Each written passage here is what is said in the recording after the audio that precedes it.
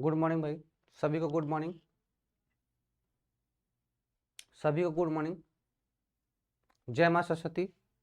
चलो भाई, तो अगर बात करते हैं अब, सभी लोग फटाफट लाइव आ जाओ, फिर क्लास को स्टार्ट करते हैं, ठीक है। हाँ, सभी को good morning. Good morning all of you. चलो भाई, ध्यान देना सब लोग।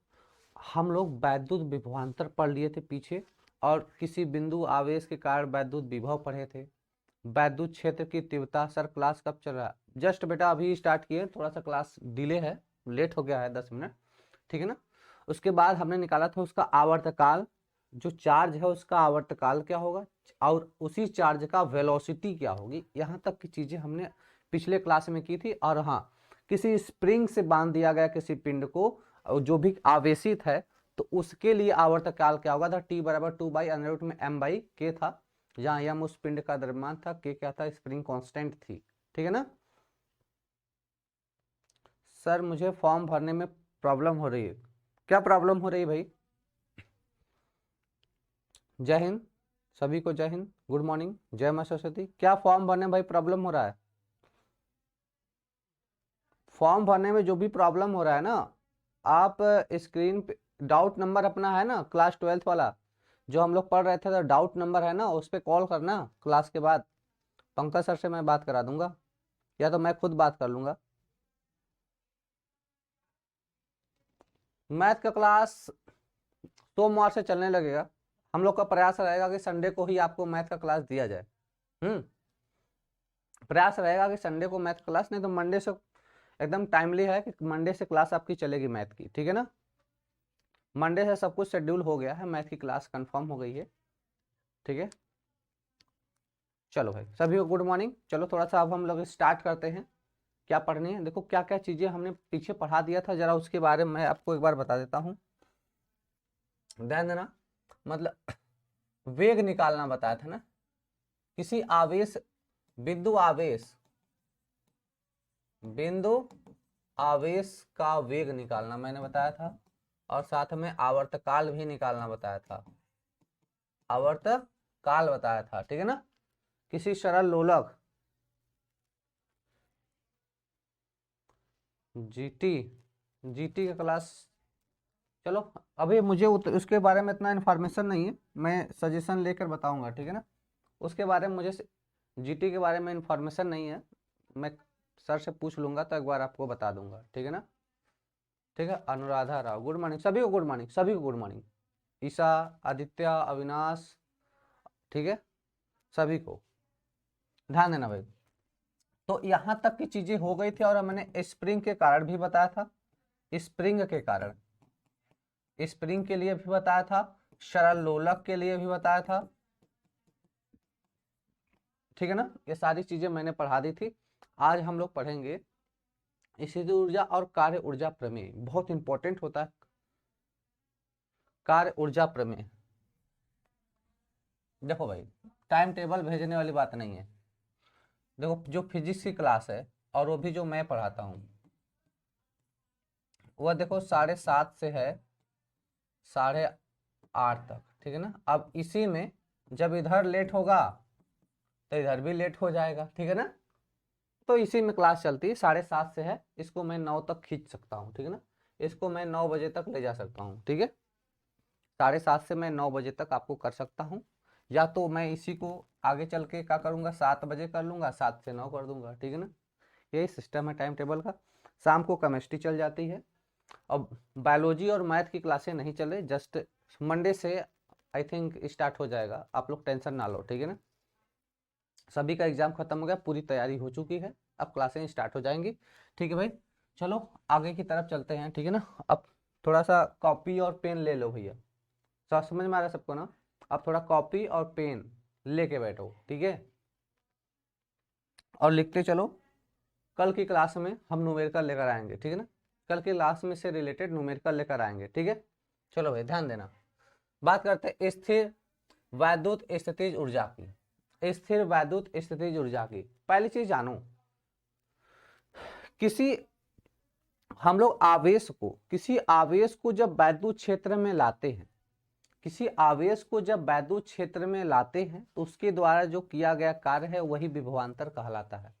वही क्या कराता है, विभवांतर। और यही जो विभवांतर है ऊर्जा के रूप में संचित हो जाती है, मतलब स्टोरेज हो जाती है। यही विभवांतर है किसके रूप में, ऊर्जा के रूप में स्टोर्ड हो जाता है, संचित हो जाता है। और इसी को स्थिर वैद्युत स्थितिज ऊर्जा कहते हैं, क्योंकि जो चार्ज है बहुत ही छोटा है, पॉइंट चार्ज है, स्टैटिक चार्ज माना जाता है, इसलिए इसको हम लोग स्थिर वैद्युत स्थितिज ऊर्जा कहते हैं। चलो भाई जरा ध्यान देते हैं। कहते हैं वैद्युत क्षेत्र में किसी दिए गए आवेश को, वैद्युत क्षेत्र में किसी दिए गए आवेश को अनंत से एक निश्चित बिंदु तक, अनंत से एक निश्चित बिंदु तक लाने में जितना कार्य करना पड़ता है, उसे उस बिंदु पर उसे आवेश की उस बिंदु पर स्थितिज ऊर्जा कहते हैं। क्या कहते हैं भाई, स्थितिज ऊर्जा कहते हैं। विभव को स्थितिज ऊर्जा के पदों में निम्न प्रकार व्यक्त किया जा सकता है, V बराबर W/Q, और जो W होता है उसी को हम U से भी दिखाते हैं, एनर्जी के टर्म में U से दिखा सकते हैं। ठीक है सर, टाइम टेबल क्या है क्लास का? मैंने बताया बेटा टाइम टेबल 7:30 से 8:30 है, 9 भी किया जा सकता है, जैसे कि जैसा अपना टॉपिक रहे। जैसे टॉपिक है कि अगर फंस गया कोई टॉपिक तो उसको हम लोग डिले कर सकते हैं। ठीक है, उसको क्या करते हैं, डिले कर सकते हैं। ठीक है, तो V बराबर W/Q, और इसी को हम लोग U/Q भी लिख सकते हैं। बात समझ में आ रहा है? तो आप लोग सिंपली समझो कि किसी वैद्युत क्षेत्र में अनंत से किसी आवेश को लाने में जो किया गया कार्य होता है उसे विभवांतर कहते हैं, और यही क्या होता है, एनर्जी के रूप में स्टोर हो जाता है। किसके रूप में भाई, एनर्जी के रूप में स्टोर होता है। ठीक है, आगे चलते हैं। दूसरी पॉइंट इसमें पढ़नी, दो आवेशों के निकाय की स्थितिज ऊर्जा पढ़नी। जैसे दो हमारे पास चार्ज हो गया, अब इनके कारण क्या स्थितिज ऊर्जा होगी यह पढ़ना है। ठीक है, दो आवेशों के निकाय के कारण, तो हमने मान लिया भाई कि हमारे पास एक आवेश Q1 है जो पॉइंट A पर रखा है, और दूसरा आवेश Q2 है जो पॉइंट B पर रखा गया है। ठीक है, और दोनों के बीच में जो डिस्टेंस है स्मॉल r, दोनों के बीच में जो डिस्टेंस है वो कितना भाई, स्मॉल r डिस्टेंस पे रखे गए हैं। तो बात करें Q1 की स्थितिज ऊर्जा बराबर Q2, क्योंकि दोनों चार्ज क्या है, आपस में स्टैटिक चार्ज है, दोनों बराबर होंगे, चार्ज बराबर होंगे। तो U बराबर क्या होगा, KQ/R। KQ/R कैसे होगा जरा ध्यान देना, KQ/R कैसे होगा जरा ध्यान देना। यहाँ पे जैसे हमने क्या लिखा है,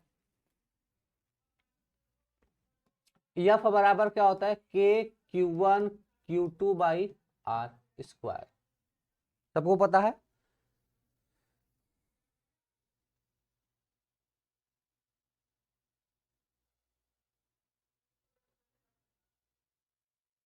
CUET का PYP मतलब प्रीवियस ईयर पेपर नहीं मिल रहा है। अरे भैया CUET का एक बार पेपर हुआ था, कितना कराओगे, एक बार का मैंने करा भी रखा है। ठीक है ना, बहुत 50 बार पेपर थोड़ी है, एक बार पेपर हुआ है CUET का। ठीक है ना, जरा ध्यान देना मेरे भाई। यह बराबर क्या होता है, KQ1Q2/R स्क्वायर होता है, सबको पता है। यह बराबर KQ1Q2/R स्क्वायर। जैसे देखो यहाँ पर कोई हमने चार्ज Q1 ले लिया, और यहाँ पर एक चार्ज मैंने Q2 ले लिया, दोनों के बीच में स्मॉल r डिस्टेंस है, तो इसको कहते थे कि दोनों आवेशों के बीच जो लगने वाला बल है, दोनों आवेशों के बीच, देखो अब यह कूलाम का नियम है, यह क्या है, कूलाम का नियम है। तो कूलाम का नियम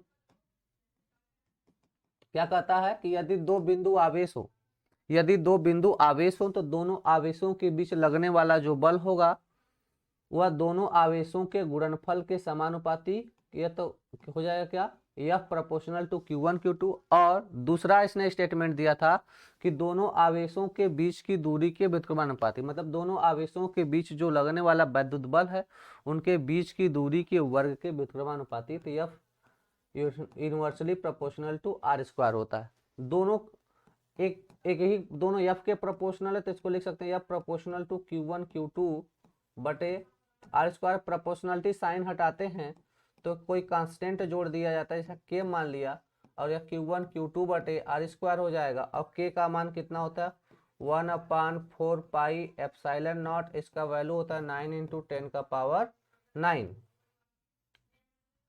जहां एप्सिलॉन नॉट क्या है, माध्यम की वैद्युतशीलता है। ठीक है ना, चलो सभी को गुड मॉर्निंग भाई, गुड मॉर्निंग। तो यह F का मान इतना होता है, एफ की वैल्यू पता हो गई, ये कूलाम से आता है, ठीक है। तो मैं यह वाला यूज कर लूंगा K Q square by R square. अब समझना W बराबर क्या होता है सर, F इंटू एस, है ना, F इंटू एस मतलब बल गुणे विस्थापन या दूरी, बल गुणे विस्थापन, F इंटू एस होता है। और V बराबर क्या हो गया, W बाई क्यू, V बराबर W बाई क्यू। तो जरा ध्यान देना, तो इसी को हम लिख सकते हैं कि F इंटू आर अपान, ये मैं अगर Q चार्ज लिख दूं, तो F की वैल्यू अगर मैं प्लेस कर दूं, तो अब देखो ये जो दो चार्ज हैं, तो इसी में से एक ठो यह वाला चार्ज होगा, ये दोनों चार्ज में से एक ठो यह वाला होगा, ठीक है। तो मैं इसका वैल्यू क्या लिख दूंगा, F का मान हो जाएगा के Q1 Q2 इंटू आर बटे, इसका मान कितना हो जाएगा आर स्क्वायर, इसका मान कितना हो जाएगा आर स्क्वायर इंटू, इसी में से एक आवेश हो जाएगा, इसे मान लेते हैं Q1, तो आर से आर एक कट जाएगा, है ना, एक आर से आर क्या होगा कट जाएगा, और एक Q से Q भी कट जाएगा। तो V इक्वल टू क्या हो जाएगा, सिंपली मैं बोलूंगा के Q2 या सिंपली बोलूंगा के क्यू बाई आर, क्या हो जाएगा के क्यू बाई आर। अच्छा अरविंद त्रिपाठी जी देखो इतना बार गुड मॉर्निंग बोल रहे हैं, ठीक है, मैं इनको स्पेशली बोल देता हूँ गुड मॉर्निंग, ठीक है। तो भैया ये समझ में आ गया सबको, ये कहाँ से आ रहा है, ठीक है, क्लियर है, आ जाओ। देखो वही चीज यहाँ पे हमको बताई जा रही है, यह कितना हो जाएगा के Q1 Q2 बटे आर आर आर हो जाएगा, क्या हो जाएगा के Q1 Q2 बटे आर हो जाएगा, ठीक है ना, सबको समझ में आ रहा है। तो U का मान कितना हो जाएगा, अब देखो ये V का मान निकला, ये किसका मान निकला भैया मेरे, V का मान निकला। अगर हमें सिर्फ U का मान निकालना, तो U बराबर क्या होगा VQ, U बराबर क्या हो जाएगा VQ हो जाएगा। तो यहां से U बराबर कितना निकाल देंगे, के क्यू बाई आर होता है, या Q1 मान ले के Q2 या Q1 इंटू आर, तो एक यहाँ पे Q पहले से जुड़ा है, इसको कुछ मान लेते हैं, तो यहाँ पे क्या बोल देंगे, अगर इसको मैं Q2 मान लूं, तो के Q1 Q2 बटे आर हो जाएगा, कितना के Q1 Q2 बटे आर हो जाएगा। या फिर दूसरे टर्म में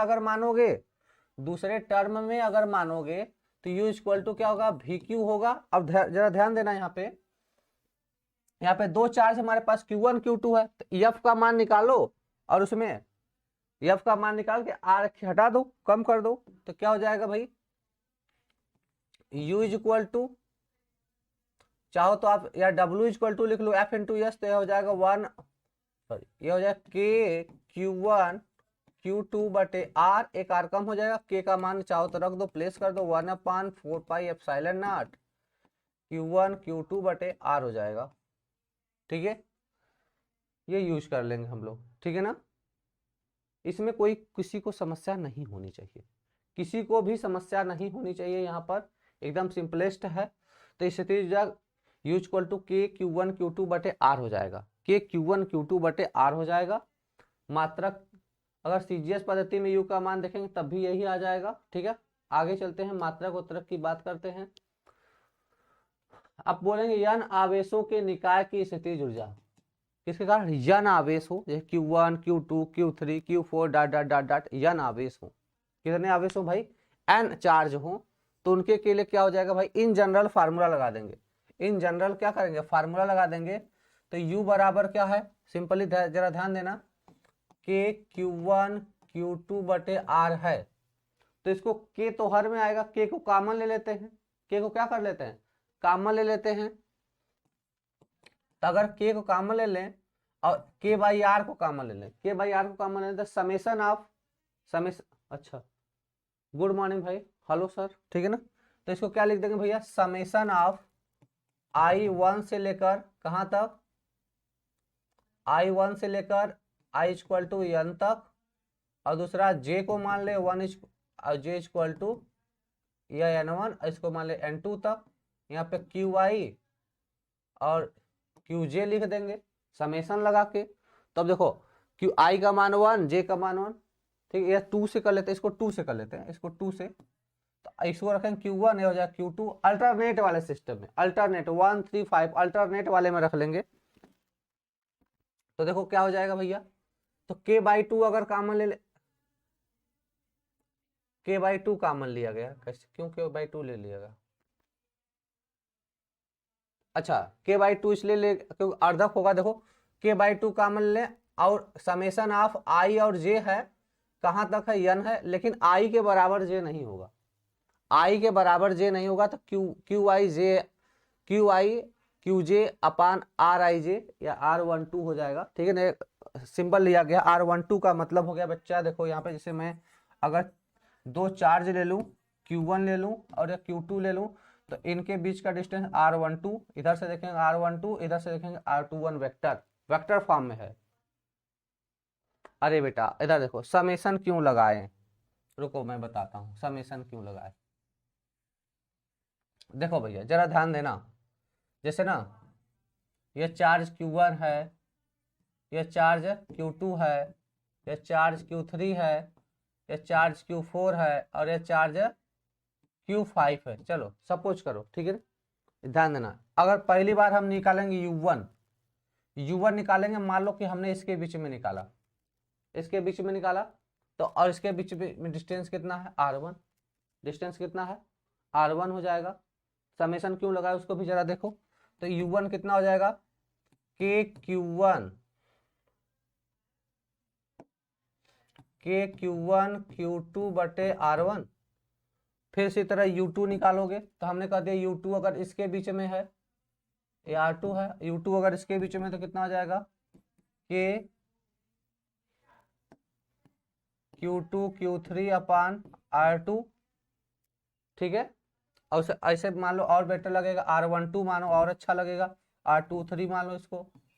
फिर उसके बाद इसके बीच में q4, इसके बीच में क्या मानो, r34 मान लो, इसके बीच में निकालो, तो u3 निकालोगे, फिर u4 निकालोगे, u5 निकालोगे, फिर फाइनली क्या बोलोगे, u बराबर u1 plus u2 plus u3 plus u4 plus dot dot dot. तो भैया यही निकाल के जोड़ोगे और सबकी वैल्यूआ रखोगे, तो के सब में कॉमन न हो जाएगा, के सब में क्या होगा, कॉमन हो जाएगा, ठीक है, इसलिए समेशन लगा दिया गया, समेशन लगा के एक ही साथ लिख दिया गया इन जनरल, ठीक है। चलो, तो यह फार्मूला सबको समझ में आ गया भैया, मतलब दो से ज्यादा आवेश हैं तो उनको आप विभवान अलग अलग हम लोग स्थितिज ऊर्जा निकाल के जोड़ेंगे, ठीक है। चलो ध्यान देना, अगला कहते हैं गुणांक a/2 सिर्फ योग चिन्ह है, गुणक मतलब 1/2 सिर्फ योग चिन्ह, मतलब समेशन साइन के साथ ही लिया जाएगा, केवल समेशन साइन के ही साथ लिया जाएगा, उसके अलावा इसे नहीं लिखा जाएगा। मतलब जो 1/2 है इसे आगे कहीं नहीं लिखा जाएगा, केवल समेशन के साथ ही लिखा जाएगा, ठीक है। क्योंकि इसे प्रसारित करने पर प्रत्येक जोड़ा 2 बार गिना जाता है, क्योंकि इसे प्रसारित करने पर प्रत्येक जोड़ा कितनी बार गिना जाता है, 2 बार जोड़ा गिना जाता है। 3 आवेशों के निकाय के लिए यू का मान, 3 आवेशों के निकाय के लिए देखो यू का मान एक बार देख लो, जैसे मैंने पीछे करा है, के कांस्टेंट भाग q1 q2 बटे r12, q2 q3 बटे r23, q1 q3 बटे r13, ठीक है। निकाल के तीनों को अलग अलग जोड़ देंगे, और के का मान 1/4 पाई एप्सिलॉन नॉट है, और इसकी वैल्यू कितनी होती है, 9 × 10 का पावर 9 होता है, इसको भी रख के यहाँ पे जोड़ देंगे, ठीक है। चलो देख लो, तो देखो अगर फिर इसके कारण निकालेंगे, इसके कारण निकालेंगे तो r4 5 हो जाएगा, फिर इसके कारण निकाल लेंगे तो यहाँ पे क्या हो जाएगा, डिस्टेंस r5 1 हो जाएगा, तो ये पूरा निकाल लेंगे। जैसे u3 मैं निकालूं तो k q3 q4 अपान r34, इसी तरह q4 निकालूं तो k q4 q5 अपान r45, और q5 निकालूं तो कितना हो जाएगा, k q1 q5 अपान r51, सबको रख के जोड़ देंगे, तो सब में से अगर देखोगे तो k कॉमन हो जाएगा, क्या मिलेगा, q1 q2 अपान r12 प्लस q2 q3 अपान r23 प्लस q3 q4 अपान r45 ऐसे ही मिलता जाएगा, है ना। क्या ऐसे सॉरी R34 R34, तो ऐसे ही मिलता जाएगा सबके लिए, ऐसे जोड़ते चले जाएंगे। तो देखो वही कह रहा है यहाँ पे, अगर 3 आवेश लिया जाए तो Q1 Q2 बटे R12, Q2 Q3 बटे R23, और Q3 Q1 Q जो लास्ट वाला देखेंगे तो पहले और अंतिम आवेश करंट मिलेगा, तो क्या मिलेगा Q1 Q3 अपान R13। ठीक है, ये कर लेंगे। अब बात करते हैं कार्य ऊर्जा प्रमेय की, बेटा बहुत इंपॉर्टेंट है, इस पर क्वेश्चन भी आता है। कल के सेशन में इसके क्वेश्चन को कराएंगे हम लोग, कल के सेशन से इसका हम क्वेश्चन करेंगे, ठीक है ना। ध्यान देना, कहते हैं यदि विद्युत क्षेत्र में कोई आवेश एक स्थान से दूसरे स्थान तक, क्या करा, यदि विद्युत क्षेत्र में, वैद्युत क्षेत्र इलेक्ट्रिक फील्ड हमारे पास हो, जरा ध्यान देना, जैसे हम बात कर ले, जैसे हमारे पास कोई इलेक्ट्रिक फील्ड है, ये हमारे पास कोई इलेक्ट्रिक फील्ड ई है, इसी में किसी बिंदु आवेश को बिंदु ए से कहां तक, दूसरे बिंदु बी तक अगर किसी चार्ज को हम ले जा रहे हैं, इसी में हम किसी वैद्युत क्षेत्र को एक बिंदु से दूसरे बिंदु तक ले, इलेक्ट्रिक फील्ड में हम किसी आवेश को ले जा रहे हैं, गति करता है मतलब ले जा रहे हैं मतलब मोशन करता है, तो इसकी स्थितिज ऊर्जा बदलती है, तो इसकी स्थितिज ऊर्जा बदलती है। क्यों सर बदलेगी, जैसे ये मोशन कर रहा है, समझो कि आप मोशन कर रहे हो, तो पहली चीज आपकी जो काइनेटिक एनर्जी यह बढ़ेगी। जब आप गति करोगे तो क्या आ जाएगा आपके पास बेटा, काइनेटिक एनर्जी। काइनेटिक एनर्जी का मतलब गतिज ऊर्जा। जब कोई चार्ज क्या करेगा, मोशन करेगा, जब कोई भी चार्ज मोशन करेगा तो उसके पास कौन सी एनर्जी होगी, काइनेटिक एनर्जी। मोशन करने पर, गति करने पर कौन सी एनर्जी आएगी, काइनेटिक एनर्जी आती है। तो एक चीज जानो, यांत्रिक ऊर्जा मतलब हम लोग कहते हैं टोटल एनर्जी की बात करें, अगर हम टोटल एनर्जी की बात करें, अगर टोटल एनर्जी की बात करें तो बेटा होता है kinetic energy, kinetic energy plus potential energy, मतलब ये गतिज ऊर्जा और स्थितिज ऊर्जा दोनों का सम मिलाएंगे तो टोटल एनर्जी आएगा, दोनों का सम मिला देंगे तो किसके बराबर आएगा, टोटल एनर्जी के बराबर आएगा। इतना तो क्लियर है, ये सब लोग पढ़े हो, क्लास 11th वाली बात हुआ करती थी कि भाई टोटल एनर्जी, कुल ऊर्जा, कुल यांत्रिक ऊर्जा, टोटल मैकेनिकल एनर्जी भी बोलते हैं। कुल ऊर्जा की अगर हम बात करें, टोटल मैकेनिकल एनर्जी को कहते हैं, इसको हम लोग कहते हैं कुल यांत्रिक ऊर्जा की बात करेंगे तो गतिज ऊर्जा और स्थितिज ऊर्जा के बराबर होगी। अब समझते हैं सर कि हम कह रहे हैं कि इनको गति कराया जाए, क्या कराया जाए, गति कराते हैं। जो चार्ज है, इस चार्ज मतलब आवेश को गति कराते।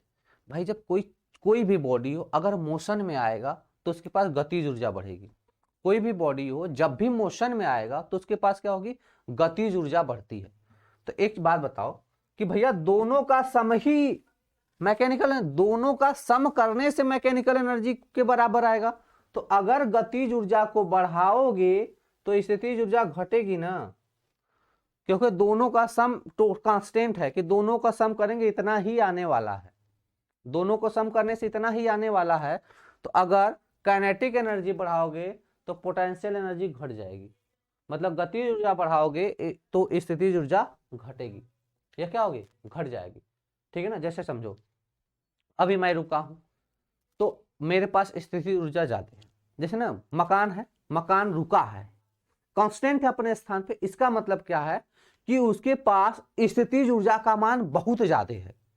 लेकिन अगर वह मोशन में आ जाएगा तो उसके पास गतिज ऊर्जा हो जाएगी, जब गतिज ऊर्जा हो जाएगी तो स्थितिज ऊर्जा घट जाएगी, स्थितिज ऊर्जा क्या होगी, घट जाएगी। ठीक है, चलो ठीक है भाई, कहां थे, तो बदलती जाती है एवं एक बाहरी बल, एवं एक बाहरी बल के द्वारा किया गया कार्य W बराबर U final minus U initial. क्या बोलेंगे, U final minus U initial, इसका मतलब U final minus U initial मतलब अंतिम में स्थितिज ऊर्जा कितनी है और प्रारंभ में कितनी है, दोनों को अंतर को घटा देंगे तो हमारे पास क्या मिल जाएगा, यह बाहरी बल के द्वारा किया गया कार्य, जो बाहर से हमने बल फोर्स लगाया था उसके द्वारा किया गया कार्य मिल जाएगा। समझो, जैसे शुरुआत में, जैसे हम यहाँ पे इलेक्ट्रिक फील्ड लिए हैं, शुरुआत में देखना, जैसे हमने एक इलेक्ट्रिक फील्ड यहाँ पर लिया, यह हमारे पास इलेक्ट्रिक फील्ड है, ई है, इस पर कोई पॉइंट ए है जिस पर आवेश क्यू है, कोई पॉइंट ए है जिस पर आवेश क्यू है।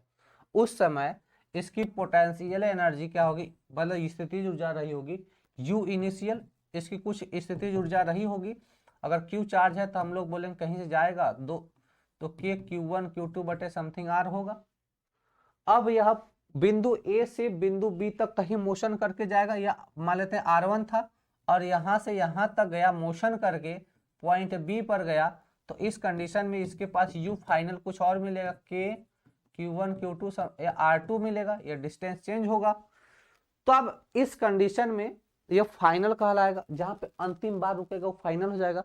तो इसी वाले में से ये इनिशियल वाला जो एनर्जी है, स्थितिज ऊर्जा, उसको घटा दोगे तो जो बल, जिस बल को लगा के हमने मोशन कराया था उसका परिमाण मिल जाएगा, उसकी मैग्नीट्यूड मिल जाएगी। ठीक है ना। तो हम सिंपली बोलेंगे कि जो W है, कितना कार्य करना पड़ा या कितना कार्य हुआ, उस बल के द्वारा कितना कार्य हुआ, तो U final minus U initial. ठीक है, अंतिम कार्य माइनस प्रारंभिक कार्य कर लोगे तो इसके द्वारा किया, जो बाहर से बल लगाया गया था उसके द्वारा किया गया कार्य ज्ञात हो जाएगा। कल के सेशन में क्वेश्चन करेंगे।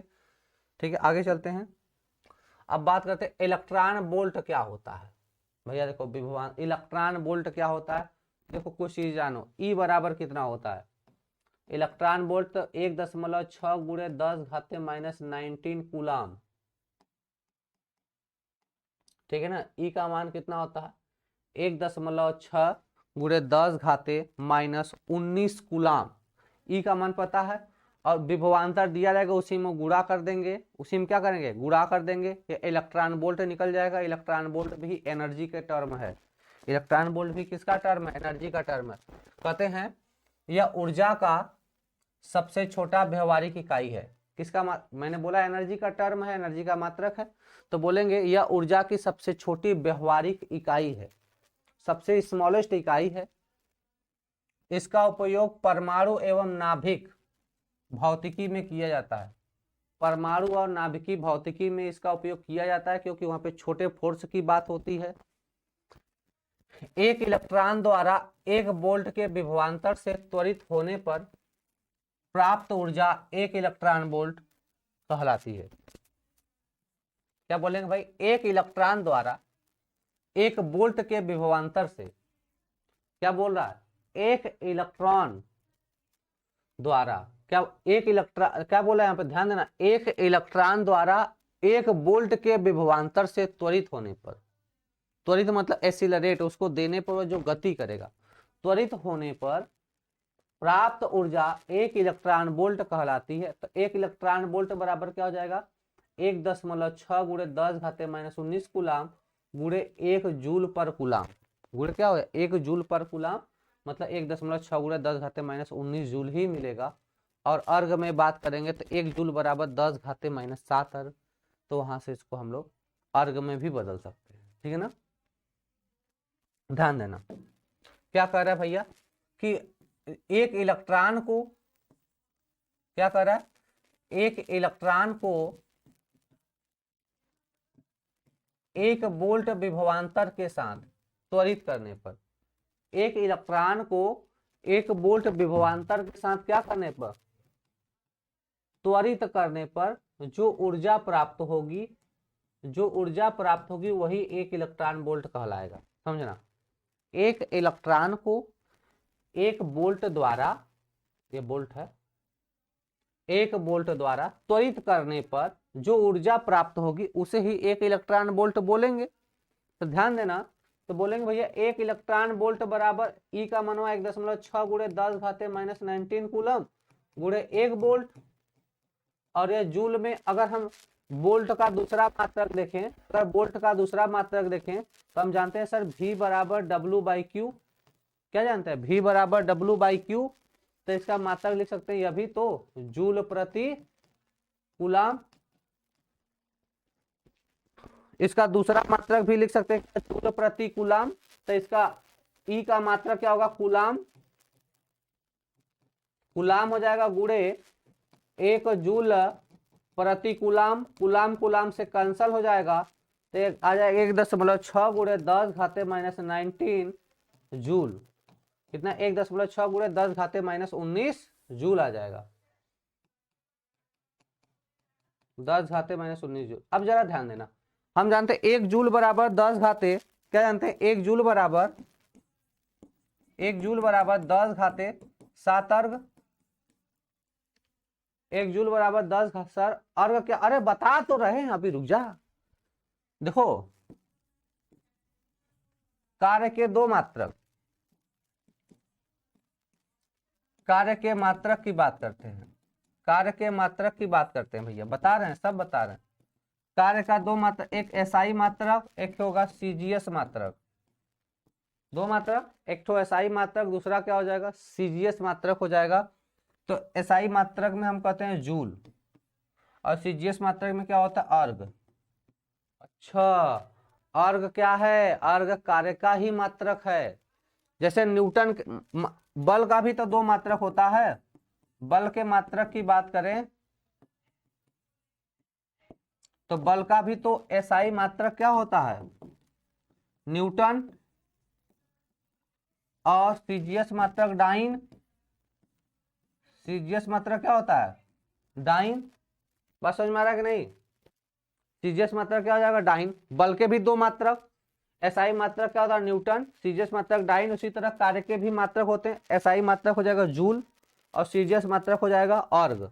अब इनमें रिलेशन क्या होता है, 1 जूल बराबर 10 घाते 7 अर्घ, 1 जूल बराबर 10 घाते 7 अर्घ होता है। रख देते हैं वहीं पे, ठीक है ना, जरा ध्यान देना। 1 जूल बराबर 10 घाते 7 अर्घ, तो अगर 1 इलेक्ट्रॉन वोल्ट को अगर हम लोग जूल अर्घ में बदलें तो 1.6 गुणे 10 घाते -19 गुणे 10 घाते 7, ये हो जाएगा अर्घ।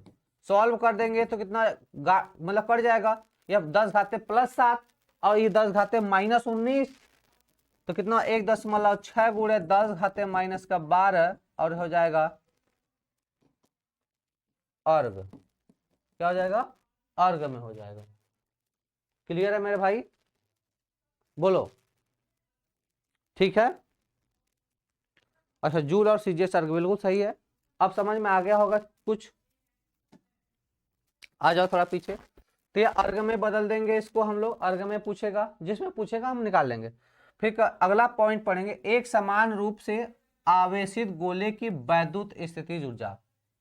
अब कोई गोला है वह एक समान रूप से आवेशित है, क्या भाई, कोई गोला है, ये हमारे पास कोई गोला है जो एक समान रूप से क्या है, आवेशित है।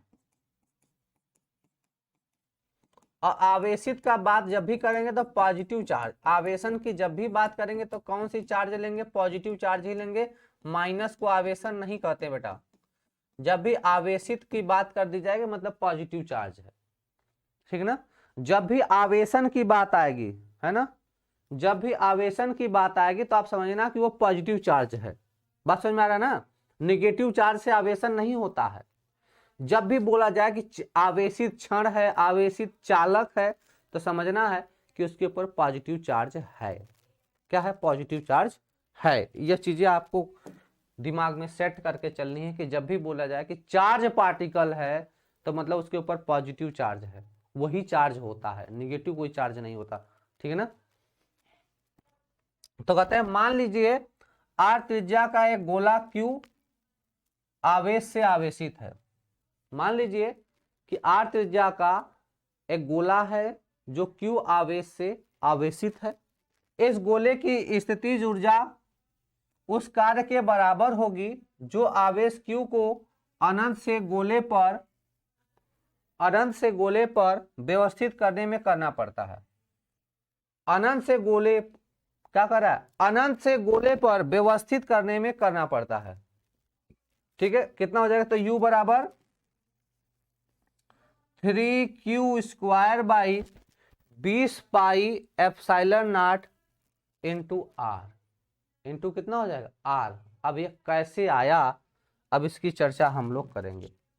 ये कैसे आया इसकी चर्चा हम लोग करेंगे भाई, ठीक है ना। चलो ठीक है, चलो देखो यहाँ पे देखो,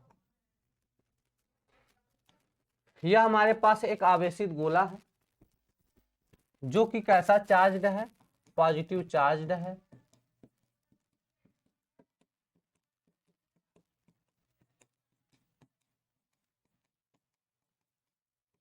ठीक है, और इसकी रेडियस कितना है, स्मॉल आर। इसकी त्रिज्या कितनी है, स्मॉल आर।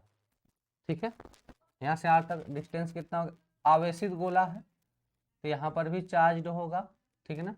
तो जब दोनों चार्ज सेम होगा, आवेशित गोला मतलब एक समान रूप से आवेशित होगा, हर जगह इसका जो चार्ज है वह सेम होगा। तो अगर यहाँ पे Q है तो सरफेस पर भी Q होगा। ठीक, तो जरा ध्यान देना। तो U बराबर कितना हो जाएगा सर, वैसे तो हम जानते हैं कि यह KQ1 Q2 बटे R होता है। क्लियर है, क्या होता है KQ1 Q2 बटे R होता है, इतना सबको पता है। ठीक है भैया, कितना होता है KQ1 Q2 बटे R होता है। यहाँ पे लेकिन क्या लिखा है 3Q square upon 20 pi epsilon not, 20 pi epsilon not into R। ठीक है ना। अब जरा ध्यान देना कि V बराबर क्या हो, गोले का आयतन कितना होता है सर, 4/3 पाई R क्यूब, 4/3 पाई R क्यूब। इतना सबको पता है, बोलो भैया, इतना सबको पता है कितना होता है, V बराबर 4/3 पाई R क्यूब होता है। ठीक है, और दूसरी चीज है K बराबर कितनी होती है सर, K बराबर क्या होता है 1/4 पाई एप्सिलॉन नॉट। ये भी सबको पता है, K बराबर कितना होता है 1/4 पाई एप्सिलॉन नॉट। ठीक है ना। अब क्यू क्यू है तो यहाँ पे क्यू क्यू क्यू स्क्वायर हो जाएगा। ठीक है, अब अगर भी का मान हम यहाँ पे प्लेस कर दें, अब भी का मान कैसे प्लेस करोगे, आर क्यूब आएगा तब ना प्लेस करोगे, बोलो भैया। देखो अगर आर क्यूब आएगा, आर के स्थान पे अब आर क्यू का इसका मान प्लेस करना है। ठीक है ना, तो पहले से देखो u बराबर KQ1 Q2 बटे R स्क्वायर, ये पहले से होता है, सबको पता है इतना होता है।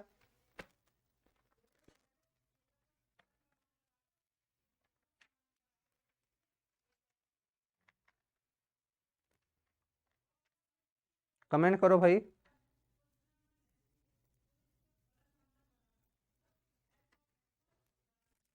ठीक है ना, चलो प्लेस करते हैं। तो u बराबर कितना हो जाएगा यार, अगर k का मान रखे तो 1/4 पाई epsilon not, 1/4 pi epsilon not, और इसको रख दे q, और यह भी हो जाएगा q q q q square हो जाएगा। उसके बाद ये r है तो रेडियस कितना हो जाएगा, ये r रख देंगे। ठीक है ना, अब जरा पीछे देखो। अच्छा, अब 20 पाई एप्सिलॉन नॉट, हाँ इसका वॉल्यूम से आयतन रखो, u बराबर क्या होता है W/Q, u बराबर क्या होता है W/Q।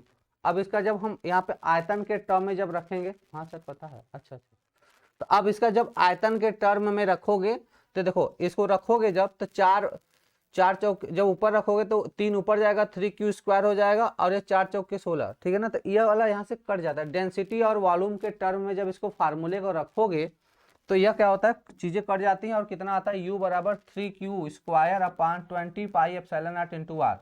ठीक है, जब आयतन के टर्म में इसको रखोगे तब आएगा। ठीक है, तो आपको बस याद क्या करना है कि भैया 3Q square upon 20 pi epsilon not होगा, किसके लिए, एक समान आवेशित गोला के कारण, एक समान आवेशित गोला के कारण जो वैद्युत स्थितिज ऊर्जा है वह क्या होगा 3Q square upon 20 pi epsilon not into R, into कितना होगा R, और सारा कांस्टेंट ही है, चार्ज खाली याद रखना है कि चार्ज कितना डिस्ट्रीब्यूट किया गया और रेडियस कितना है। ठीक है, सारा काम यहां से हो जाएगा। अब अगला देखो, अगला एक समान रूप से आवेशित पतले गोली कोश की, अगला पढ़ना है, एक समान रूप से आवेशित एक पतले गोली कोश की वैद्युत स्थितिज ऊर्जा पढ़नी है। u बराबर कितना होगा सर, u बराबर होगा Q square upon 8 pi epsilon not into R, 8 pi epsilon not into R होगा। ठीक है। अगला है ऊर्जा घनत्व, डेंसिटी की बात करेंगे। ऊर्जा घनत्व क्या होता है, 1/2 एप्सिलॉन नॉट ई स्क्वायर होता है। बहुत इंपॉर्टेंट है, इस पर सवाल आए हैं, बहुत ही इंपॉर्टेंट है, इस पर क्वेश्चन आ चुका है पिछली क्लास में। ठीक है, अच्छे अच्छे एग्जाम्स में क्वेश्चन आ चुका है, और एनटीए जो एग्जाम कराती है इस पर एक क्वेश्चन डालती जरूर है। हम कई बार कई सेटों में देखे, जैसे जेई मेंस की बात कर लें, बीएचयू वाले पेपर की बात कर लें, और एक आता है वहाँ पे अलीगढ़ मुस्लिम यूनिवर्सिटी की बात कर लें, उस पर यह क्वेश्चन, इस टॉपिक पे क्वेश्चन आ चुका है। और ये सब यूनिवर्सिटियाँ शामिल हो रही हैं सीवीटी में, तो यह क्वेश्चन, इस टॉपिक से क्वेश्चन आने की संभावना बढ़ती है। ऊर्जा घनत्व क्या होता है, जिसको हम लोग एनर्जी डेंसिटी बोलते हैं। कहते हैं विद्युत क्षेत्र में किसी बिंदु के परितः इकाई आयतन में, विद्युत क्षेत्र में किसी बिंदु के परितः इकाई आयतन में समाहित ऊर्जा, इकाई आयतन में समाहित ऊर्जा ऊर्जा घनत्व कहलाती। यू ई बराबर क्या होता है, यू बाई आयतन हो जाएगा, मतलब एकांक आयतन में जितना पोटेंशियल एनर्जी होगा, एकांक आयतन में जितना पोटेंशियल एनर्जी होगा तो हो जाएगा कितना, 1/2 एप्सिलॉन नॉट ई स्क्वायर। इसका डेरिवेशन क्लास 12th में करवाया गया है, इसका डेरिवेशन क्लास 12th में है, इसका डेरिवेशन क्लास 12th में है बेटा, ठीक है ना। और क्या हो जाएगा, निर्वात के अतिरिक्त किसी अन्य माध्यम में यू ई बराबर कितना हो जाता है, तो यू ई बराबर हो जाता है 1/2 epsilon not E R E square. E R का मतलब ई हो जाएगा यहाँ पे मीडियम के लिए, अगर ई आर का मान जैसे वायु है तो रख दोगे तो वही वाला मिलेगा, है ना। और माध्यम रहेगा, जो माध्यम रखोगे वह वैल्यू आपको प्राप्त हो जाएगी, ठीक है। तो यह क्या हो जाएगा, निर्वात और वायु के लिए, और किसी ये फॉर्मूले पे क्वेश्चन इलेक्ट्रिक फील्ड दिया रहेगा और पूछ लिया जाएगा यहाँ पे पोटेंशियल एनर्जी कितना होगा या ऊर्जा घनत्व कितना होगा, सीधे सीधे पूछा जाए कितना ऊर्जा घनत्व होगा। अगर माध्यम दिया है तो उसके लिए एप्सिलॉन आर का मान दिया रहता है, ठीक है ना। इतना बात समझ में आ गया भैया। चलो अगली टॉपिक पढ़ना है, बहुत ही इंपॉर्टेंट टॉपिक ये सब है। ये देखो, ये सब जो क्लास 12th में टॉपिक थे ये सब नहीं थे वहाँ पे, क्लास 12th में ये सब चीज़ें नहीं थी, ठीक है ना। यह क्लास 12 से थोड़ी सी अपर लेवल की चीज़ें हैं, ठीक है। चलो बात करते हैं, आवेशित चालक पर बल की गणना करने के लिए कल्पना कीजिए, ठीक है। और दूसरी चीज मान लेना कि समान आवेशों के प्रतिकर्षण के कारण देखना है, क्योंकि जब चार्ज सेम रहेगा तो वहां पे प्रतिकर्षण होगा, जब समान चार्ज रहेगा। एक क्वेश्चन में बोला, मतलब टॉपिक बोला आवेशित चालक पर बल। आवेशित चालक का मतलब है कि समान आवेश, सभी पॉजिटिव पॉजिटिव पॉजिटिव चार्ज रहेंगे तो यहाँ पे प्रतिकर्षण होगा। प्लस प्लस क्या होता है, प्रतिकर्षण। तो पॉजिटिव चार्ज क्या होगा, प्लस प्लस यहाँ पे होगा, तो यहाँ पे मिलेगा क्या, प्रतिकर्षण। पॉजिटिव चार्ज मिलेगा क्या, प्रतिकर्षण। रिपल्सन मिलेगा, वह रिपल्सन फोर्स कितना होगा, कहते हैं मान लीजिए आवेशित चालक पर गणना करने के लिए कल्पना करना है, चालक MLN, जैसे देखो M यह हो गया, M हो गया, N हो गया, यह L हो गया, MLN मान लो चाहे MNL मान लो। यह हमने एक आवेशित चालक मान लिया जिसको खंड के रूप में बनाया गया, में अल्प भाग XY है, एक छोटा सा इसमें खंड कर दिया गया जो X और Y है, एक इसमें छोटा सा खंड ले लिया गया, इसका पार्ट डिवाइड काट दिया गया, जिसको XY काट लिया जाता है। माना शेष चालक के कारण गुहा में, शेष चालक का गुहा मतलब अंदर, गुहा में विद्युत क्षेत्र E2 है, जबकि अल्प भाग XY का विद्युत क्षेत्र E1 है। तो पहली चीज देखो, इलेक्ट्रिक फील्ड होता कितना। पहले आवेशित बल की अगर बात करें तो आवेशित बल की अगर बात करें तो क्या होता है सर, KQ1 Q2 बटे R स्क्वायर होता है, और F इक्वल टू क्या होता है, या E बराबर बात कर ले, E बराबर क्या होता है, F अपान Q होता है, तो यहाँ से E बराबर आता है KQ बाई R स्क्वायर, ठीक है ना।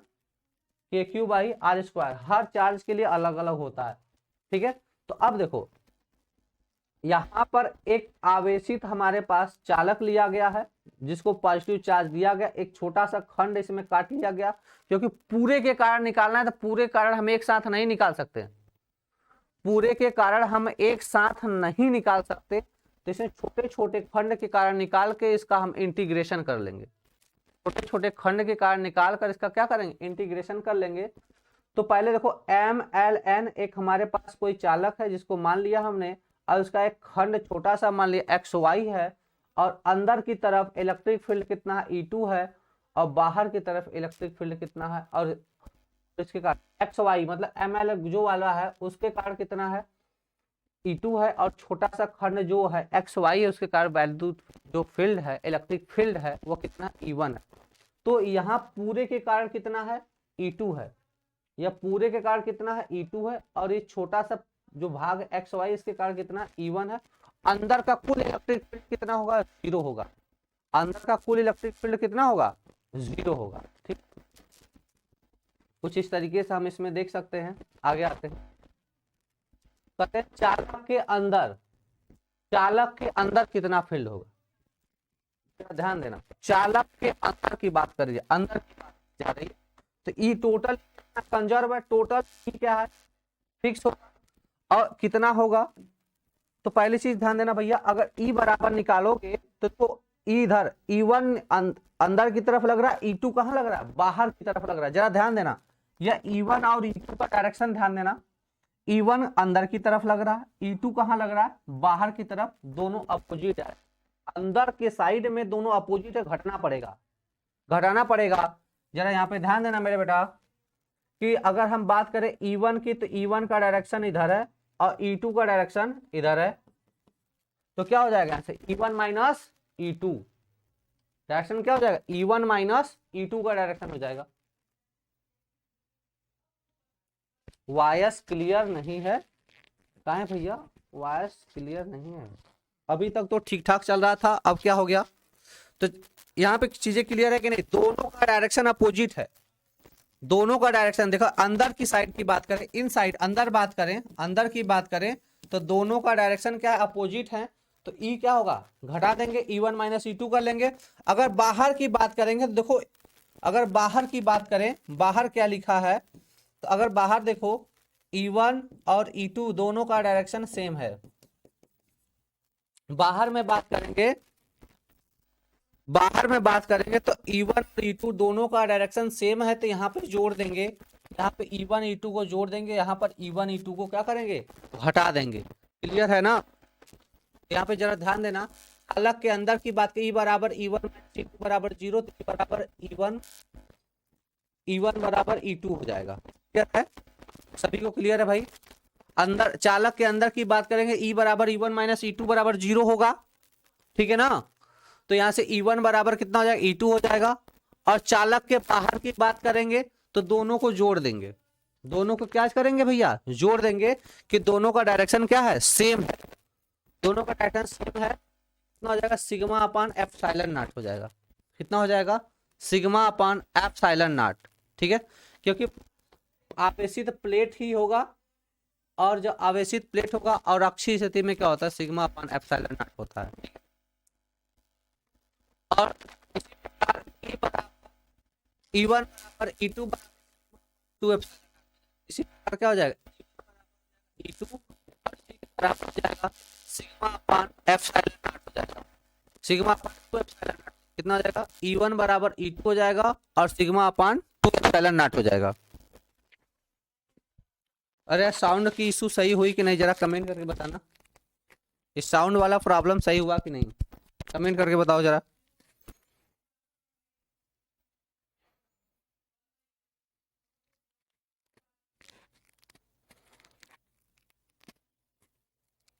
कमेंट करके बताओ जरा, साउंड सही हुआ कि नहीं भाई।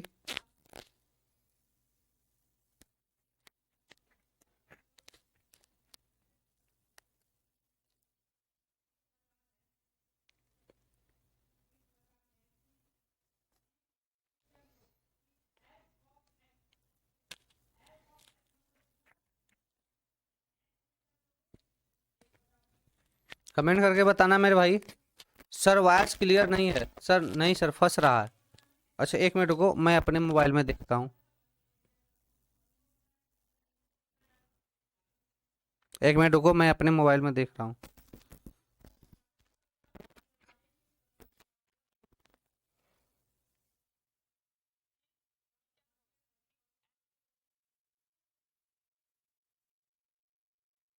ठीक है, मैं देख रहा हूँ।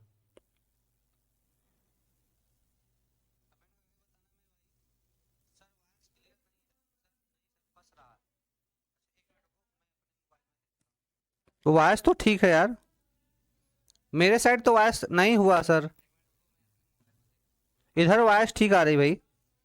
आप एक बार जरा चेक कर लो, फिर से रिफ्रेश करो, एक बार फिर से चेक करो यार। मेरे साइड वॉइस क्लियर है, देखो मेरे साइड भी चल रही है, वॉइस एकदम क्लियर है, मेरे साइड भी दिख रहा है एकदम, वॉइस एकदम क्लियर है, कोई प्रॉब्लम नहीं हो रहा है मेरे साइड। एक बार फिर से रिफ्रेश कर लो।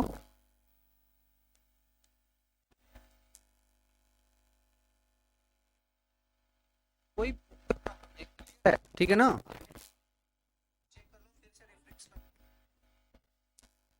देखो आप लोग भी, मेरे साइड वॉइस क्लियर आ रही है भाई, मैं भी सुन रहा हूँ, ठीक है।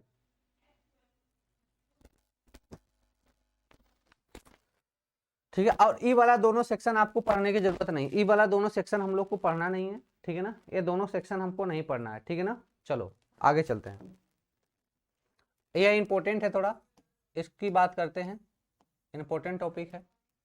किसी बुलबुले के कारण, आवेशित बुलबुले के कारण, किसके कारण पढ़ना भैया मेरे, आवेशित बुलबुले के कारण, कहते हैं आवेशित साबुन के बुलबुले का संतुलन। क्या पढ़ेंगे, आवेशित साबुन के बुलबुले का संतुलन, ठीक है। जैसे हमारे पास कोई साबुन का बुलबुला हो, वह अभी चार्ज भी हो, कोई साबुन का बुलबुला हो और साथ में क्या हुआ, चार्ज हो, जब चार्ज होगा तो उसका संतुलन क्या होगा, वही संतुलन पढ़ना है। यह क्लास 12th में नहीं था मेरे भाई, जरा ध्यान से पढ़ना, ठीक है। तो कहते हैं माना साबुन के बुलबुले की त्रिज्या कैपिटल आर है, यह हमने एक साबुन का बुलबुला मान लिया और इसकी त्रिज्या हमने कितनी मान ली, कैपिटल आर है।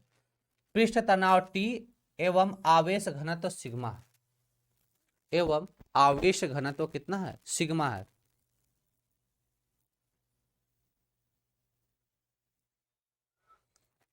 सर आप भी बैच से ज्वाइन होने के लिए पैसा दिए हैं क्या, हाँ बिल्कुल, हम भी दिए हैं, ठीक है। कहते हैं तब पृष्ठ तनाव, क्या बोलेंगे भाई, तब पृष्ठ तनाव के कारण दाब 40/R होगा, तब पृष्ठ तनाव के कारण इसका दाब कितना होगा, तब इस समय दाब इसका कितना होगा, 40/R होगा, ठीक है।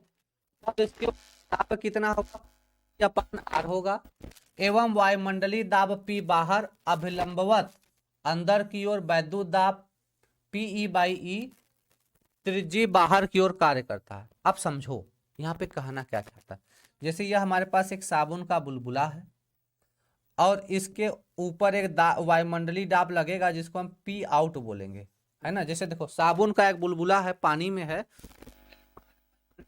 इसके ऊपर तो उसको हम लोग क्या बोल देंगे भैया, P आउट, हर तरफ से लगेगा, यह वायु का बुलबुला है, हर तरफ से लगेगा पानी।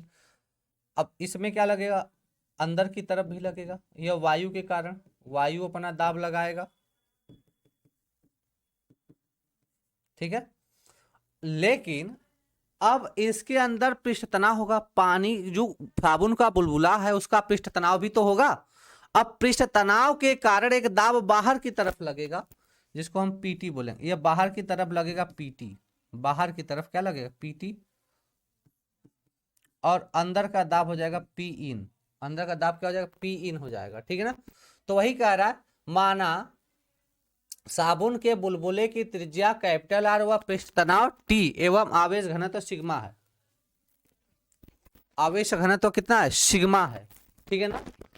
तब पृष्ठ तनाव के कारण दाब T/R होगा, पृष्ठ तनाव के कारण कितना दाब होगा, 4T/R होगा, दाब कितना आ जाएगा 40/R है। वायुमंडलीय दाब P बाहर, वायुमंडलीय दाब जो है P बाहर, P आउट को ही P बाहर बोलेंगे, वह अभिलंबवत अंदर की ओर लगेगा, ये लग रहा है ना अभिलंबवत, परपेंडिकुलर 90 डिग्री के एंगल पे लग रहा है, यह अभिलंबवत किधर लगेगा, अंदर की ओर, वैद्युत दाब पीई बाई ई त्रिज्यीय बाहर की ओर कार्य करता है। त्रिज्यीय बाहर की ओर, देखो ये मतलब कहने का मतलब त्रिज्या किसी रेडियल एक्सिस पे काम करता है, बाहर की ओर काम करता है।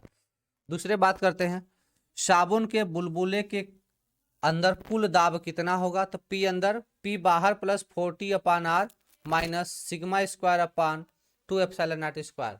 यह कैसे होगा? तो सर अंदर वाला जो इलेक्ट्रिक फील्ड होता है वो कितना होता है? सिग्मा अपान एप्सिलॉन नॉट होता है। सिग्मा अपान एप्सिलॉन नॉट होता है। 2 के कारण देखेंगे तो इंटू इसी में गुणा कर देंगे तो कितना हो जाएगा? Sigma square upon 2 epsilon not, ठीक है ना। Sigma square upon 2 epsilon not, इसी को हम क्या करेंगे? घटा देंगे, ठीक है ना। ये देखो पहली चीज ये अनावेशित बुलबुला है और यह क्या है? आवेशित बुलबुला है। दोनों चीजें हैं, एक अनावेशित बुलबुला है, एक आवेशित बुलबुला है। तो आवेशित बुलबुले के कारण अगर हम देखेंगे तो कितना हो जाएगा? अंदर कुल कितना दाब होगा? तो पी बाहर मतलब वायुमंडल वाला जोड़ देंगे, अंदर वाला जोड़ देंगे। अंदर वाले निकालने के लिए तो पहले इस पर लग कहाँ से रहा? वायुमंडल का लग रहा है। कहाँ का लग रहा है भैया? वायुमंडल। अच्छा गोल्डी जी हम बता रहे हैं कहाँ से लगेगा, बता रहे हैं, ठीक है। पहले वायुमंडलीय दाब लगा जोड़ देंगे, वायुमंडलीय दाब के कारण। उसके बाद किसके कारण जोड़ेंगे? पृष्ठ तनाव के कारण। किसके कारण जोड़ देंगे भैया? पृष्ठ तनाव। पृष्ठ तनाव के कारण कितना होगा? 4T/r हो जाएगा। पृष्ठ तनाव के कारण कितना आएगा? 4T/r हो जाएगा। और इलेक्ट्रिक फील्ड के कारण minus sigma square upon 2 epsilon not. इन सभी बलों को हम क्या करेंगे? इन सभी को हम क्या करेंगे? यहाँ पे सभी दाबों को यहाँ पर हम क्या कर देंगे? जोड़ देंगे। इन सभी दाबों को यहाँ पर हम क्या करेंगे? ऐड कर देंगे तो यह हो जाएगा अंदर। इसी तरह आवेशित बुलबुले के, इसी तरह हम लोग क्या करेंगे? आवेशित बुलबुले के अंदर दाब, ठीक है ना। आवेशित बुलबुले के अंदर दाब अधिक कितना होगा? तो पी अंदर माइनस पी बाहर। क्या कर देंगे? पी अंदर माइनस बाहर, P input minus P output. तो बाहर कितना लग रहा है? यही पी आउटपुट वाला लग रहा है। तो पी बाहर कैंसिल हो जाएगा। तो अधिक के दाब कितना मिलेगा आपको? 40/r minus sigma square upon 2 epsilon not. कितना हो जाएगा? Minus sigma square upon 2 epsilon not, ठीक है ना। तो हमसे पूछा जाएगा कि अंदर और बाहर में अधिकतम दाब कितना है। अंदर और बाहर में अधिकतम दाब कितना है? तो क्या करेंगे? जो बाहर का लग रहा है और जो अंदर का लग रहा है आपस में घटा दोगे तो बचेगा क्या? 40/r minus sigma square upon 2 epsilon not, ठीक है। इस पर बहुत ही कॉम्प्लिकेटेड क्वेश्चन आता है, मैं क्वेश्चन भी कराऊँ, 4 क्वेश्चन में कराऊँ ताकि आप इसको समझ पाएँ, ठीक है। ये बुलबुले वाला हो गया। और इसको मैं डेरिवेशन भी इसका मैं बताऊंगा, कल इसका डेरिवेशन भी बता दूंगा। आज थोड़ा सा इसको पढ़ लेते हैं क्योंकि समय थोड़ा कम है। मैं इसका डेरिवेशन भी कल बता दूंगा, ठीक है। करें यदि बुलबुले के अंदर एवं बाहर वायुमंडलीय दाब मान लीजिए बराबर है। यदि बुलबुले के अंदर और बुलबुले के बाहर मान लेते हैं कि वायुमंडलीय दाब क्या है? बराबर है। दोनों के जो दाब हैं बराबर हैं, तब पी अंदर बराबर पी बाहर अर्थात पी अधिक के बराबर क्या हो जाएगा? 0 हो जाएगा। तो इस कंडीशन में बोलेंगे 40/r minus sigma square upon 2 epsilon not हो जाएगा। कितना हो जाएगा? ये दोनों आपस में कितना हो जाएंगे? 0 हो जाएंगे। दोनों के दोनों आपस में क्या हो जाएंगे भैया? 0 हो जाएंगे, ठीक है ना। क्लियर है? अब देखो ये दोनों आपस में बरा तो कहेंगे आवेश घनत्व की बात करेंगे तो कहेंगे चूंकि 40/r equal to sigma square upon 2 epsilon not, तो सिग्मा बराबर क्या आ जाएगा? 8 एप्सिलॉन नॉट T/r। और इसी में से 2 को बाहर कर लेंगे तो क्या हो जाएगा? या तो इसी को कह सकते हैं क्या? जैसे इसी को देखो इधर क्या लिखा है, पहली चीज जानो के बराबर कितना होता है? 1/4 पाई एप्सिलॉन नॉट। और यहाँ पे क्या लिखा है? 8 एप्सिलॉन नॉट। अब 8 एप्सिलॉन नॉट लिखा है, इसको के टर्म में बदलना है तो इसको ऐसे लिख दो, 2 गुणे 4 पाई एप्सिलॉन नॉट अपान पाई लिख दो। ऐसे नहीं लिख सकते हो, जरा ध्यान देना। इसको ऐसे लिखो, 2 गुणे 4 पाई एप्सिलॉन नॉट अपान पाई। अगर पाई पाई से काट दोगे तो कितना बचेगा? पाई पाई से काट दोगे तो फिर से 8 पाई एप्सिलॉन 8 एप्सिलॉन नॉट बचेगा। और इसको 2 को रहने दो तो 2 इंटू 1/k लिख सकते हो क्या? और इंटू पाई, इसको ऐसे लिख सकते हो, बोलो भैया। 2 इंटू 1/k पाई। फिर अगर के का मनवा रखोगे तो फिर से कट जाएगा, फिर वही आ जाएगा, ठीक है ना। अब देखो वही लिखा है तो 2 ऊपर हो जाएगा तो क्या हो जाएगा 2t अपान पाई के आर, पाई के आर। ये किसका मान है? सिग्मा का मान है। किसका मान है? सिग्मा का मान है। किसके लिए है भैया? आवेशित बुलबुले के अंदर और बाहर जब दाब बराबर होंगे तब के लिए है। अब बुलबुले की त्रिज्या निकालनी होगी तो आर बराबर कितना, आर का मान निकालना है तो कितना हो जाएगा 8 epsilon not T upon sigma square. कितना आ जाएगा? आर बराबर 8 epsilon not T upon sigma square. और इसी तरह पृष्ठ तनाव निकालना होगा तो पृष्ठ तनाव टी बराबर कितना हो जाएगा? तो यहाँ से टी का वैल्यू निकाल लो, आर का गुणा इधर, 4 का गुणा इधर, तो sigma square R upon 8 epsilon not हो जाएगा। अब बुलबुले पर कुल आवेश निकालना हो, चार्ज निकालना होगा तो कितना हो जाएगा? क्यू बराबर 8 पाई आर, कोष्टक में हो जाएगा अंडर रूट में 2 एप्सिलॉन नॉट टी आर। इसका भी मान निकाल लेंगे सर। कैसे निकाल लेंगे? तो सर सिग्मा बराबर होता है क्यू बाई ए। सिग्मा बराबर क्या होता है? Q by A. सिग्मा का मनवा क्यू बाई ए रख के वहां से वैल्यू निकाल लेंगे। सिग्मा बराबर क्या होता है? क्यू बाई ए। इसका रख दो वैल्यू, ठीक है ना। और इसका जब हम लोग बुलबुला लिए हैं तो कितना हो जाएगा? 4 पाई आर हो जाएगा, 4 पाई आर हो जाएगा, ठीक है ना। पाई की वैल्यू वहां से आ जाएगी। अब बुलबुले की सतह पर विद्युत क्षेत्र की तीव्रता बतानी है। विद्युत क्षेत्र क्या होता है? विद्युत क्षेत्र का ई बराबर के क्यू बाई आर। ई बराबर क्या होता है? के क्यू बाई आर, ठीक है ना। विद्युत क्षेत्र की बात करेंगे तो ई बराबर क्या होता है? K Q square by, sorry के क्यू बाई आर स्क्वायर। यह विद्युत क्षेत्र की तीव्रता होती है। क्यू का मान पता है, वैल्यू प्लेस कर देंगे तो विद्युत क्षेत्र की तीव्रता कितनी हो जाएगी? तो विद्युत क्षेत्र की तीव्रता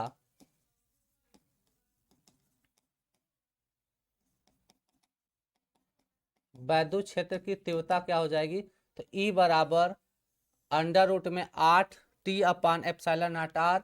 अब इसको चाहो तो एप्सिलॉन के टर्म में इसको हम यूज कर सकते हैं, चाहे तो ऐसे ही रहने दे। उसके बाद सतह पर विभव की बात करेंगे। विभव कितना होगा?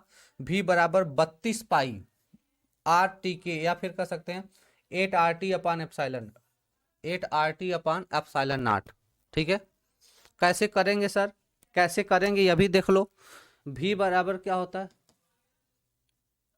v बराबर क्या होता है? ई बाई डी। v बराबर क्या होता है? सॉरी, ई बराबर v बाई डी। ई बराबर क्या होता है? v by D. ई बराबर v बाई डी। v बराबर क्या हो जाएगा? E D. v बराबर क्या हो जाएगा? E D. और v का ई का मनवा क्या है? वो के क्यू स्क्वायर बाई आर।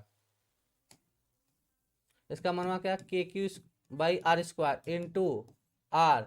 एक ठो आर से कट जाएगा तो क्या मिलेगा? के क्यू बाई आर मिलेगा। अब के का मनवा कितना है? अब के का मनवा चाहे तो ना रखो तब वो सही हो जाएगा, तो रख दो 1/4 पाई एप्सिलॉन के क्यू बाई आर। अब इसके अब यहाँ पे समझो ई का मान निकाल लिए हो। अब ई का मनवा निकाल के यहाँ पे प्लेस कर दोगे तो आ जाएगा। ई का मनवा निकाल के प्लेस कर दोगे, भी का मान निकाल लोगे, ठीक है ना। और सुनो दूसरी चीज, इसके टर्म में अगर निकालेंगे, इसके टर्म में निकालें तो क्या हो जाएगा? v बराबर ई डी। v बराबर क्या हो जाएगा? E D. अब यहाँ से ई का मनवा कितना है और डी के स्थान पे आर रखो तो कितना है?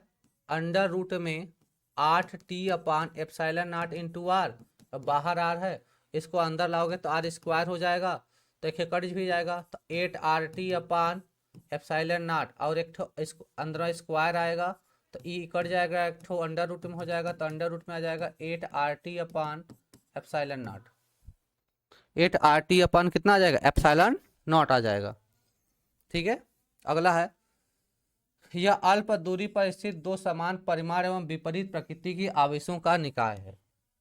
ये कहां से आ गया?